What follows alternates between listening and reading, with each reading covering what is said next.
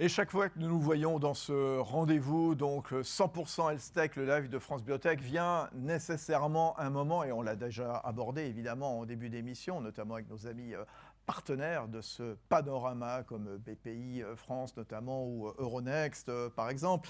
La question du financement, bien sûr, hein, pour accompagner ce secteur innovant, extrêmement agile, qui a encore de beaux jours devant lui. On en a parlé avec nos deux amis de Deloitte et de Simons & Simons. Bienvenue à Antoine Delachaux et Alessandro Izzo. Bonsoir à tous les deux. Vous êtes depuis le Grand-Duché du Luxembourg en direct.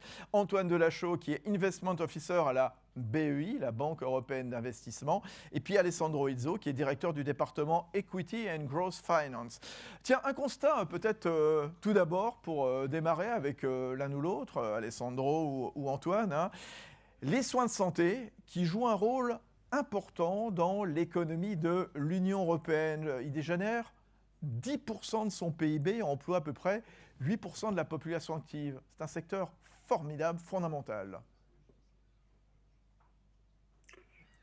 Absolument, c'est un secteur de toute première importance pour la BEI qui, comme vous le soulignez, un rôle majeur dans l'économie, à la fois en termes d'emploi, mais aussi en termes d'innovation, qui est un axe majeur. Et là, je vais laisser Alessandro présenter un petit peu plus largement quels sont les produits que la BEI a à sa disposition pour soutenir cette innovation. Mais en effet, vous l'avez mentionné, un secteur clé à la fois pour l'innovation en Europe et pour la BEI, dont la mission est aussi de financer l'innovation. Oui, Alessandro, justement, dites-nous comment la BEI accompagne les entreprises de la Health Tech. Oui, donc merci Fabrice.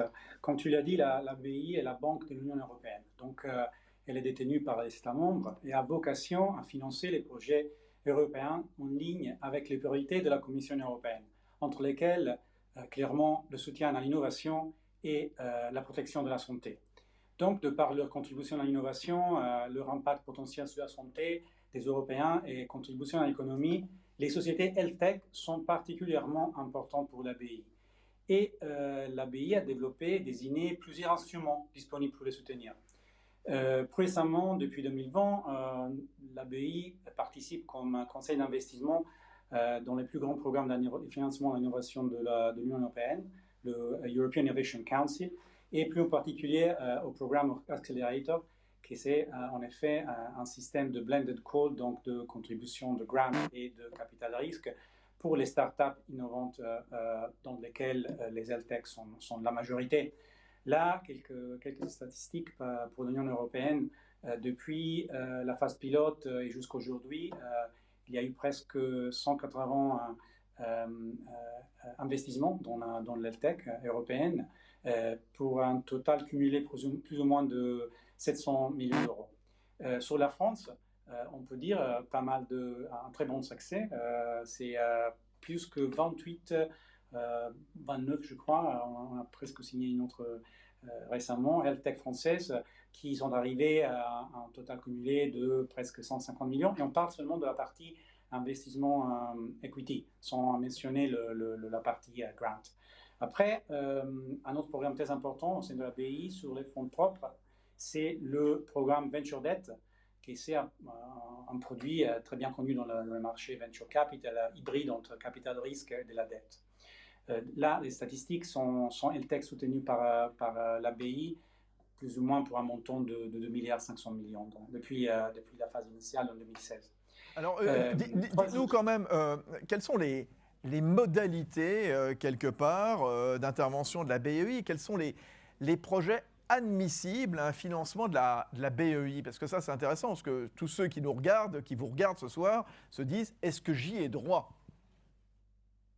Alors tout à fait, et je pense que ce qui est important de souligner, c'est que la BEI a développé tout un arsenal de produits de financement qui vise à adresser les besoins des sociétés à différents stades de leur développement.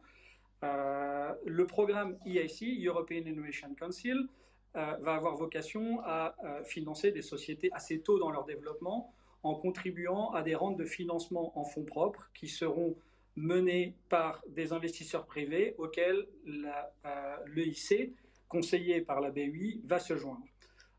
Pour les sociétés un peu plus matures, on va avoir le produit de Venture Debt, comme le mentionnait Alessandro, qui est un outil très flexible entre la dette et les fonds propres. Donc on a différents paramètres avec lesquels on peut jouer, que ce soit la période de disponibilité des fonds, le profil de remboursement, le profil de rémunération du financement et le profil de décaissement qui va avoir tendance à suivre les besoins de la société. C'est-à-dire qu'on va avoir des sociétés qui auront besoin de plus en plus de fonds au fur et à mesure que leur programme avance, et il va falloir capturer les milestones de leur développement pour arriver à faire un financement sur mesure. Donc on est vraiment sur un financement qui va s'adapter aux besoins propres de la société. Et après, Alessandro n'a pas eu le temps de le mentionner, mais il y a des produits pour des sociétés plus matures sur lesquels on pourra revenir éventuellement si vous le souhaitez, qui sont donc les grosses sociétés du secteur de la santé. Oui, juste d'un mot, puisqu'on va se quitter dans quelques instants, ça sera bientôt la fin de l'émission 100% Health-Tech, mais on s'en souvient, la BEI, vous aviez mobilisé des milliards face au Covid, justement. Il y a du financement aujourd'hui où on se parle début 2023, les capitaux sont en rendez-vous. Un mot chacun, peut-être Antoine, Alessandro.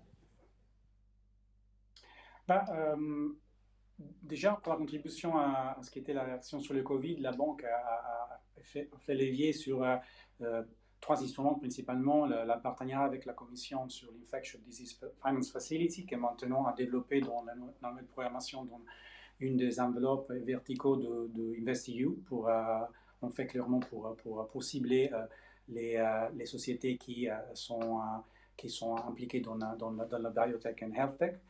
Après, on a eu des programmes ad hoc, comme pendant la phase de la pandémie, le EGF, donc le Fonds européen de la garantie, qui nous a donné la possibilité de rejoindre pas mal de sociétés. Avec le produit de Venture Debt, on a financé 450 millions de sociétés dans ce secteur.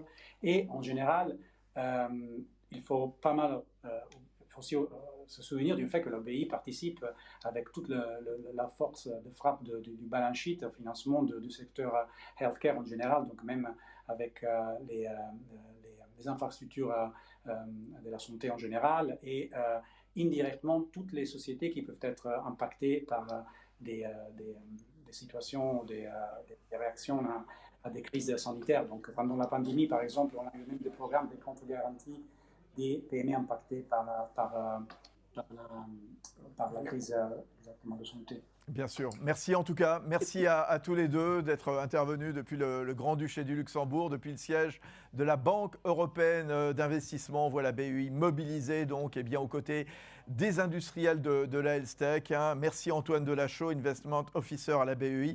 Et puis Alessandro Izzo, directeur du département Equity and Growth Finance.